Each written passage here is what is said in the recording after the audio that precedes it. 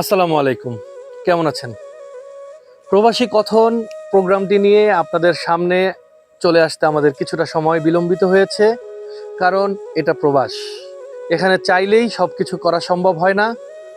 তারপরেও আজকে আমরা প্রবাসী কথনের প্রথম পর্ব সাজিয়েছি আপনাদের জন্য। আমরা চেষ্টা করব একজন প্রবাসীর সুখ দুঃখ নিয়ে 15টি প্রশ্ন করার জন্য। আমাদের প্রথম পর্বে অতিথি হিসাবে আছেন একজন প্রবাসী, একজন রেমিটেন্স যোদ্ধা, রিফাত। দেবিদ্দার কুমিল্লার সন্তান রিফাত।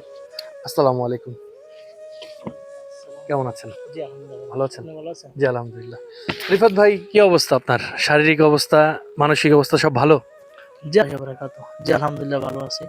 আপনি কেমন আছেন? আলহামদুলিল্লাহ ভালো আছি। রিফাত ভাই, আমরা আপনার সাথে যখন প্রথমে কথা বলতে চেয়েছিলাম সেই সময় আমরা বলেছিলাম যে কিছু আলোচনা করব, কিছু আড্ডা দিব আমরা প্রবাসী জীবন সম্পর্কে। আপনি আপনার কাজ করতে পারেন, সমস্যা নেই। আমি প্রশ্ন করি, আপনি আমাকে প্রশ্নের জবাব দিবেন। আচ্ছা, এই যে প্রবাসে এসেছেন, আপনার এই স্বপ্নটা কবে শুরু হয়? ঘর ছাড়ার জন্য আপনি কবে প্রস্তুত হন প্রবাসে আসার জন্য? এই তো ঘর ছাড়ার জন্য 4 বছর আগে প্রবাসে আসি। আচ্ছা, এই যে প্রবাসে এসেছিলেন, এটার জন্য কি আপনার নিজের ইচ্ছা কাজ করছিল, নাকি পরিবারের চাপ যে না আমাদের অভাব, টাকা পয়সা কামাইতে হবে, এই কারণে আপনি চলে আসছেন? জি, আসা প্রয়োজন হলো, নিজে একটা দায়িত্ব, ফ্যামিলি একটা দায়িত্ব। তারপর এর জন্য আসছি বিদেশ। আচ্ছা, প্রবাস। এই যে বিদেশে আসছেন, বিদেশে আসার জন্য তো একটা অ্যামাউন্ট লাগছে, টাকা লাগছে। সেই টাকাটা কি আপনার পরিবার থেকে দিয়েছিল, নাকি আপনার কোথাও থেকে ঋণ নেওয়া লাগছে বা জমি জমা বিক্রি করা লাগছিল? হ্যাঁ, ঋণের বড় ভাই ছিল, বড় ভাই দিয়েছিল, তারপর আমাকে নিয়েছে কিছুদিন। টাকাটা কি পরবর্তী থেকে বড় ভাইকে পরিশোধ করেছিলেন? না, বড় ভাই পরিশোধ টাকা নেয় নাই, ফ্যামিলিতে দেওয়া হয়েছে। ফ্যামিলি। প্রথম যখন আপনি প্লেনে ওঠেন, এই সৌদি আরব আসার সময় তো প্রথম প্লেনে উঠছেন, তখন কি মনের মধ্যে কোনো ভয় কাজ করছে যে আমি কোথায় যেতেছি, বা কিরকম ফিলিংস ছিল তখন বিমানে ওঠার ফিলিংস? হ্যাঁ, বিমানে ওঠা ফিলিংস ছিল, অনেক শখে ছিল। বিমানে যখন উঠবো অনেক শখ ছিল, বিদেশ আসবো, তারপর টাকা উপার্জন করবো, অনেক কিছু করবো। দেখুন বিদেশ হয়ে আসা অনেক পরিস্থিতির কারণে অনেক কিছু করা লাগতেছে, কষ্ট দুঃখ সবকিছুই হইতেছে কি। প্রথম যখন আসলেন, প্রথম আসার পরে আপনার আপনাকে যে এজেন্সি বা যার মাধ্যমে আসছেন, তাদের সব কথার কাজ কি মিল ছিল? মোট কথায় যে বাংলাদেশ থেকে বা বিভিন্ন দেশ থেকে যে প্রবাসীরা আসে, সেটা তো কোনো না কোনো দালাল অথবা কোনো কোনো না কোনো এজেন্সির মাধ্যমে আসে। আপনাকে ওরা যে প্রতিশ্রুতিগুলো দিছিল সেগুলো কি সব হয়েছিল, নাকি কোনোটা দুই নম্বরই হ্যাঁ, হয়েছিল? আমাকে এক দালাল আনছিল, তারপর ওই কাজ দিতে পারে নাই। তারপর বিগত 6 মাস বেকার ছিলাম, তারপর একটা জবে ঢুকলাম, চাকরি নিলাম, দোকান ব্যবসা। তারপর নিজের দায়িত্ব নিজেই নিচ্ছি চাকরি। সেই সময় যে প্রথম 6 মাস কাজ দেয় নাই, আকামা ছিল? হ্যাঁ, আকামা ছিল, 6 মাস আকামা দিছিল। তারপর দালালের কাজ দেয় নাই। হ্যাঁ, ঘুরতে কাজ দেখতে দেখতে খুঁজতে খুঁজতে তারপর আকামা পাই।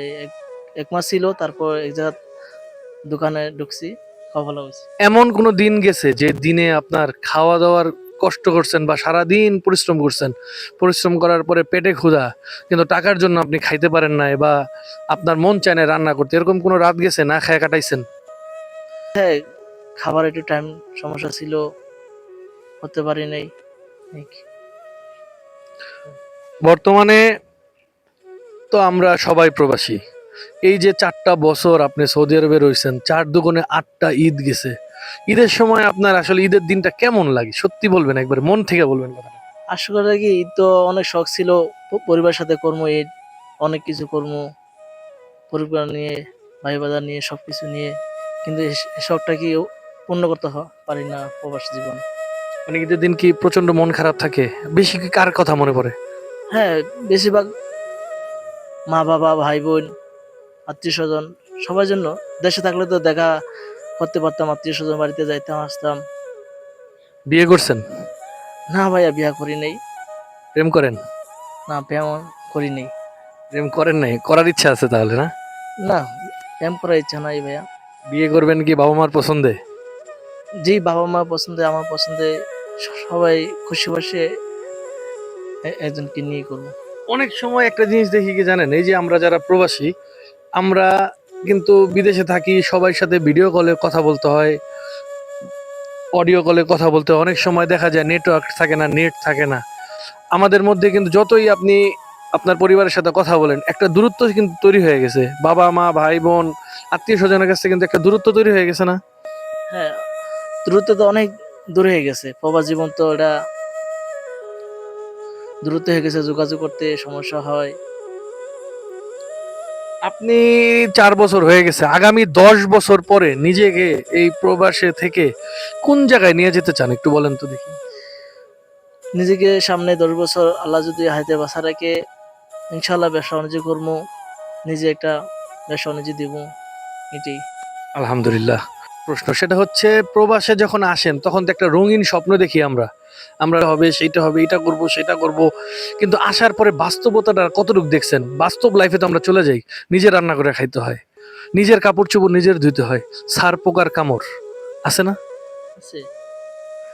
তারপরে হচ্ছে আসার পরে বাস্তবতার সাথে আপনি কতটুকু অমিল দেখলেন, এবং না আমি যেই টাকা খরচ করে পরিবারের কাছ থেকে দূরে, বাবা মার কাছ থেকে দূরে, ভাই বোনের কাছ থেকে দূরে, এই টাকা খরচ করে আমি বিদেশে না আইসা আমি বাংলাদেশে কিছু একটা করতে পারতাম। বাস্তবে কি, প্রবাসে অনেক শখ ছিল, প্রবাসে এসে অনেক কিছু করবো, তারপর প্রবাসে এসে পরিস্থিতির কারণে অনেক কষ্ট করা হইতেছে, থাকা খানা, তারপর চলাফেরা সেভাবে চলতে হয়। তারপর যোগাযোগ দেশে টাকা রোজগার অনেক মোটামুটি হয় কি। বাংলাদেশের কালচার সৌদি আরবের কালচার কিন্তু এক না। এটাতে এখানে সব কিছুতে বাধা আছে, এটা করতে পারবেন না, সেটা করতে পারবেন না। আপনার যারা, আপনি তো চলেই আসছেন, আমি তো চলেই আসছি প্রবাসে। আপনি আপনার যারা বাংলাদেশি ভাইয়েরা আছে, যারা এখনো স্বপ্ন দেখে যে 5 লাখ 7 লাখ টাকা খরচ করে আমরা সৌদি আরব যাব, অনেক কিছু করব, তাদের উদ্দেশ্যে কি বলবেন? আপনার মতে কি তাদের কি আসা উচিত, না দেশেই কিছু একটা করে পরিবারের সাথে থাকা উচিত? প্রবাসী আপনি যদি পরিচিত থাকে আপনি আসতে পারেন প্রবাসে, যদি কাজ যদি কনফার্ম দিতে পারে এই এই কাজ জন্য, তাহলে আসতে পারেন। যদি না আপনি ফ্রি ভিসা আসবেন, এই কাজ করবেন, ওই কাজ করবেন, এটা এখন দ্বারা সৌদি আরবের অবস্থা অনেক ভালো না, ফ্রি ভিসা অনেক চাপ কাজের। ধন্যবাদ রিফাত ভাই, ভালো লাগলো কথা বলে। আসলে আমাদের এই প্রোগ্রামটা মূলত সুখ দুঃখ নিয়ে আমরা করতে চাচ্ছিলাম। আজকে আপনি আমাদের অতিথি ছিলেন, এবং 1 নম্বর অতিথি ছিলেন, প্রথম পর্বের প্রথম অতিথি আপনি। আপনাকে অসংখ্য ধন্যবাদ। আপনাকে আপনার কাজে সময় নষ্ট করলাম, এর জন্য আমি আন্তরিকভাবে দুঃখিত। প্রবাসী ভাই বোন এবং বাংলাদেশি মানুষদের উদ্দেশ্যে কিছু বলেন লাস্ট, একবার ক্যামেরার দিকে তাকায়। প্রবাসী ভাই বোনদের জন্য, যে বিদেশে আসবেন সবাই কাজে একটা দায়িত্ব নিয়ে আসবেন, কি কাজ পাবেন বা আপনারা কি কাজ দিব, আপনি কি বিষয় আনতেছে বা কি কাজ দিব, কি কোম্পানি, কি আকামা দিব কিনা, কত আকামা দিব, কত বছর পর ছুটি দিব, বেতন প্রতি মাসে মাসে স্যালারি কত টাকা, এটা আগে বললে আসাটা ভালো।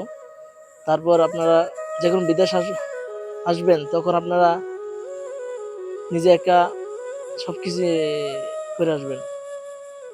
ওকে, ভালো থাকবেন ভাইয়া। ওকে। আসসালামু আলাইকুম। ধন্যবাদ আপনার আমাদের ভিডিওটি দেখার জন্য।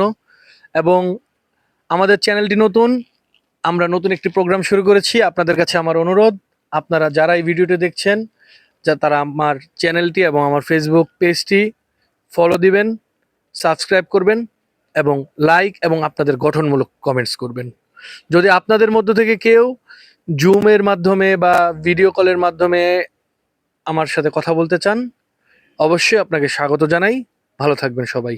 আসসালামু আলাইকুম। ওয়ালাইকুম আসসালাম।